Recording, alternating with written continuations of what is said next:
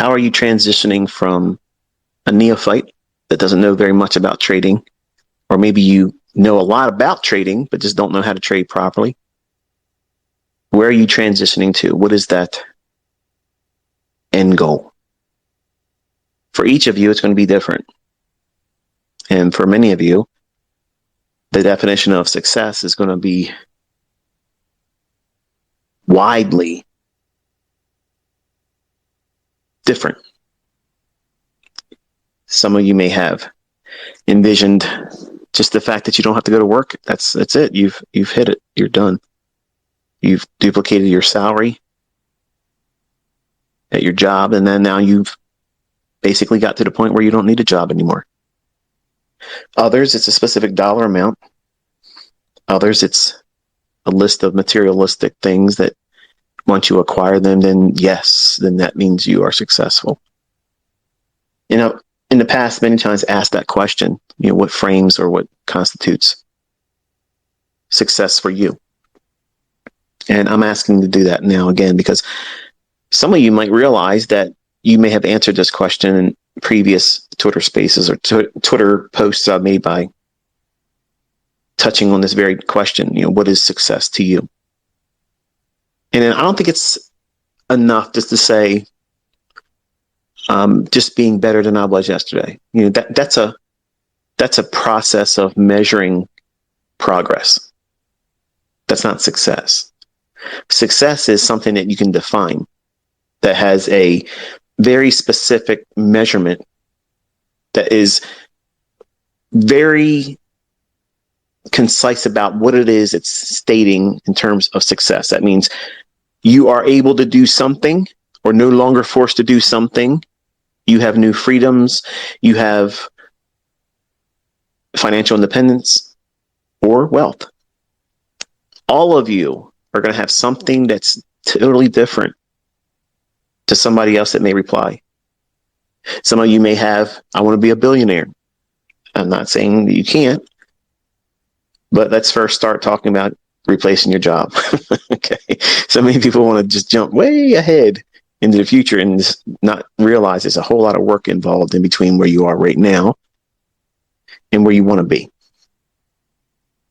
And it's important that you don't get lost in the transition, meaning that because of the things I'm teaching, the things that I will be teaching, and the things that you're actively learning that's already been taught, you may have this impulsiveness inside of you that wants to change everything that you're doing, completely abandon it, and do something entirely different. And I have a lot of folks that were optimal trade entry traders. That was their model. That was the flagship pattern for my YouTube channel for the longest time. That was it, because I felt it was easy enough for people to go in and find setups, because you can apply it to every time frame, every market, every asset class. And then when I taught the Model 2022, which is really an amplification of optimal trade entry. So it's like OTE on steroids. It gives you a much cleaner approach to anticipating it, seeing it where it forms, and how to engage it. And then I had the Silver Bullet come out this year. And that one caused a lot of the optimal trade entry folks say, this is it. This is it. This is the one. I'm going to forget everything I've done so far, and I'm going to just do this. And maybe that has been beneficial for you. And for others, maybe it hasn't been. And now you're in that transition period between finding success consistently with the Silver Bullet, but not wanting to give up too soon on it and going back to your previous model. I don't think that anybody should ever abandon a profitable model. I have lots of them. If the market is talking to you in price action saying, hey, listen, I know we haven't talked to each other in a long time, but I'm over here. You want to have a conversation? I got some money if you want to take it out of the market. Let's talk about it. That model may be communicating to you, but you may be acting stubbornly, saying, no, don't bother me right now like an ex-girlfriend. ex-boyfriend. I got a new relationship I'm trying to pursue right now, and I'm trying to do this silver bullet thing. There's a whole lot more videos with people on YouTube talking about this than optimal trading trade anymore. It's not in vogue anymore. So I want to be part of the hip crowd. So you're probably struggling with this. I don't want to go backwards. I want to keep going forward. And I want a new model to replace one that has been profitable in the past, but I want a better one. And I want to let the other ones go. I want to shed it off like an old skin. I don't ever get rid of anything that works. Men in general, if you get a tool you love, the hammer might have some dings on it. It might have some wear on the handle, but you prefer grabbing that handle or that old worn out hammer that still will do the job than grabbing something new at the shelf over at Home Depot because Carl brought it to work and showed everybody this is what he's building his new patio on the back of his porch or house. And everybody's like, oh, that's the greatest new tool. And you're laughing and thinking to yourself, my hammer does all that and it fits me. It fits my hand perfectly. It's well worn into my grip. You need to have that mindset. You need to have that mindset when you're doing this progression through what it is. It's your success story and not forcing yourself to abandon things that work. Think about it like the medical field. Just because a new antibiotic may be discovered in the future, do we abandon penicillin, amoxicillin, erythromycin? No, they work. They have their applications. So your task as a trader should be to build a toolbox of things that work really well for you, that you've grown an affinity for. And not get lost in the transition of moving from one state of progress to a higher state of progress and then thinking that you have to just completely slough off everything before you. And where you're at right now, everything prior to that is insignificant. I only want new things. The problem with that mindset is it becomes a state of mind that you are a perpetual student and you never master one thing. You're not going to master trading. I see a lot of people refer to me as a master trader. It's kind of cringy as shit because I'm not a master trader. I wrestle with a lot of things mentally and chemically that doesn't always promote the easiest way to learn from me as a mentor because, I got mental baggage I got to wrestle with. I'm a human being. I'm not AI. And I'm certainly not a master trader. But I have mastered myself in the sense that when I'm in front of charts, that's the thing that helps me focus. That's the thing that allows me to keep my mindset on one thing. And when you master yourself, how do you master yourself? By working on one thing and doing it exceptionally well. Don't try to go into some new PD array like the Reaper. Oh, yeah, we got to do that. That's awesome. Look at that. Look at that. Man, he keeps coming up with these cool name things like the model that I'll be releasing my book, Venom. It's deadly. Highly precise. Works every day. But you're going to read that chapter and you're going to swear up and down that this was the thing you've been waiting for all this time. And I was an asshole because I waited till it went into the book and not in a YouTube video. But you're not ready to learn that one.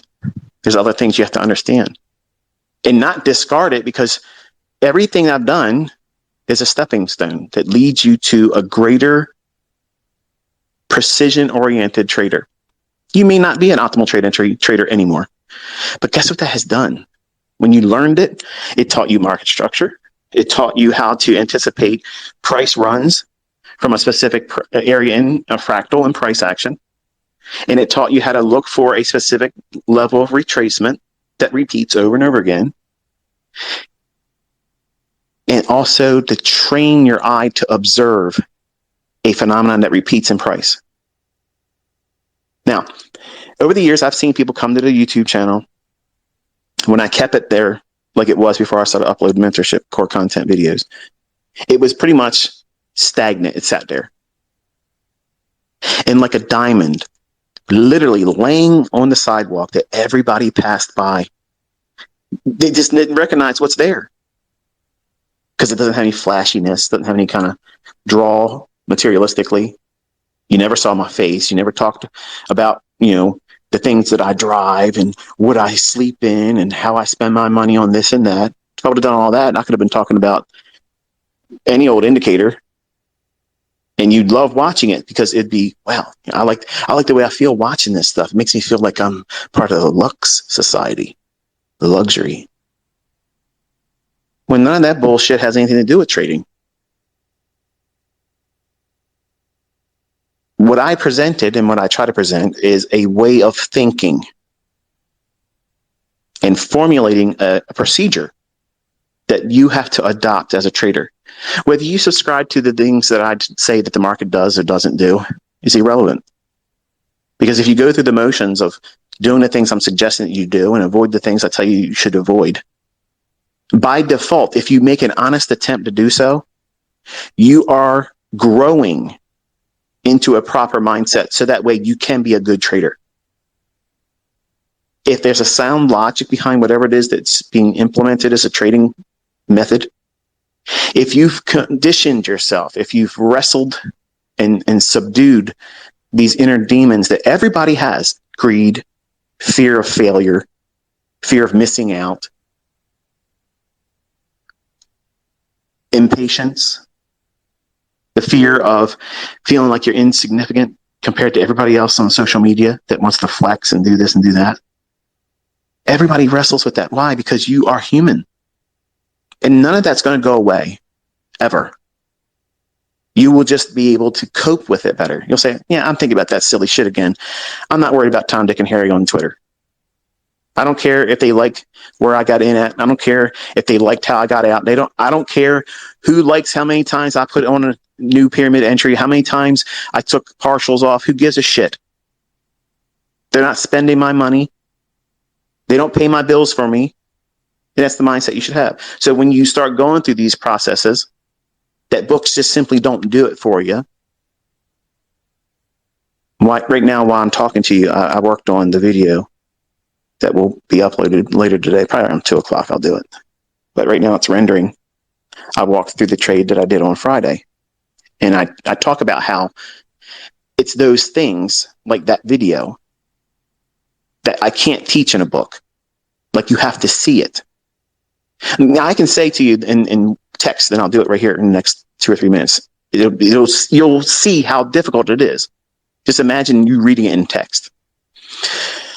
When you're anticipating the market going lower and it shows an unwillingness to do so, and you identify signatures in price action that suggest that there is no longer a viable setup, that you have to either move to the sidelines and go flat and have no position open, or reverse and use a higher time frame mindset and model, which would be TGIF. Now, what the fuck does that even mean? What does that even mean, man? What's that mean? Right. You have to see it. I have to walk you through live price action and show you exactly at that very moment, just like I was showing my son on Friday. This is what I'm looking at. This is the very thing I'm looking at.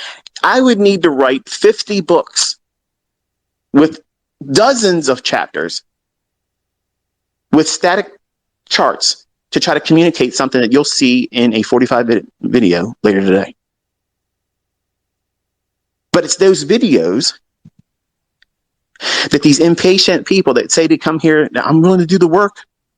I'm ready. I'm writing down what you say. Listen, there's a difference between taking notes, which is beneficial to you, things that you want to do further study on, things that mean much more to you about a specific topic than you didn't really understand, something that's much more paramount, that's more pressing. When I say, when you look at this down closed candle and you think that that's a bullish order block, what denies it as an order block? What says it's not? And what constitutes it being a high probability order block? I talk about that in the video today. But you have to have supporting studies, and you have to have these discussions. You have to have a conversation with somebody that has created it. I'm the instruction manual. Okay, I'm it. And if you think like if it's the VCR mentality, okay, and this is dating my age, obviously, but the older folks in the crowd, they know exactly what I'm talking about. And do it today with anything. You buy something that's technical, it comes with a user's manual. How many fucking times have you opened that up? It's probably still sealed in the plastic. It's like a running joke. They wrap it in cellophane because you're never going to open it up. But you're going to bitch about how the thing doesn't do what you paid for it to do. But it's the instruction manual's right there. And when VCRs came out, I watched my stepfather get pissed off, drunk, throw it across the room because he couldn't get it to work. And all he had to do was press the tracking fucking button and everything would have become clear. I'm the user manual. I'm trying to tell you how to use this system. Oh, he's hiding things. He's overcomplicating it. He talks too much. I'm telling you what to focus on, what not to focus on, and where these things are going to pop up. But you're so impatient. You want to put that VCR tape in there and watch that porno and get your ass off. You want to get to the happy ending. You want to get to the story, get to the nuts and bolts. ICT, get to the fucking point. The point is you're going to fucking lose because you're impatient. And the people that are making lots of money, they either had that trait overcome by listening to me and doing the things I told them to focus on and remove the opportunity to do the things they shouldn't do. And it took a lot of effort, I'm sure. This is not easy. Or they just had ingrained in themselves through other things that caused them to be more patient. But impatience, that's one of the biggest hurdles I've had as a mentor. Watching students start with the greatest of intentions in the beginning. And then because of the adversities that come by natural progress, their impatience is superior to the desire for them to reach their success. Apparently, you don't give a shit about being successful because if you've let impatience be such a formidable adversary that prevents you from getting there, well, good grief, man. Your success story wasn't good enough to work hard enough for it. And that's usually the folks that just want to have that first payout. Their visibility is only there, or getting that certificate of being funded, or their first winning trade, or whatever that withdrawal is that they take from the first winning trade in a live account. That's the visibility. That's all the visibility they have. And if that's what you have right now, don't trade with real money. Don't even try to do a funded challenge. You have to know where you're going. This transition from neophyte or break-even trader or failed blowing out your account type trader, have a perfect trading weekend without losing trades. It means that you have this consistency that, yeah, you can have a losing trade. You can have a losing day. Maybe a losing week out of a month. But you're net positive on the month. That's a really good goal. You know, at one time, that was a goal for me. I could accept losing multiple times through the week. I could accept a losing week or two as long as I didn't lose money on the month. Now, for some of you, you're thinking, what the hell? No way, I can't do that. Like, I can't do that, man. Like, I have to make money every single week. It has to be a net positive week every single week, or I'm going to lose my shit. Well, I agree. You will lose your shit if that's what your mentality is going to be. Because in the beginning stages, it's impossible for you to obtain that initially. They're all milestones in your growth.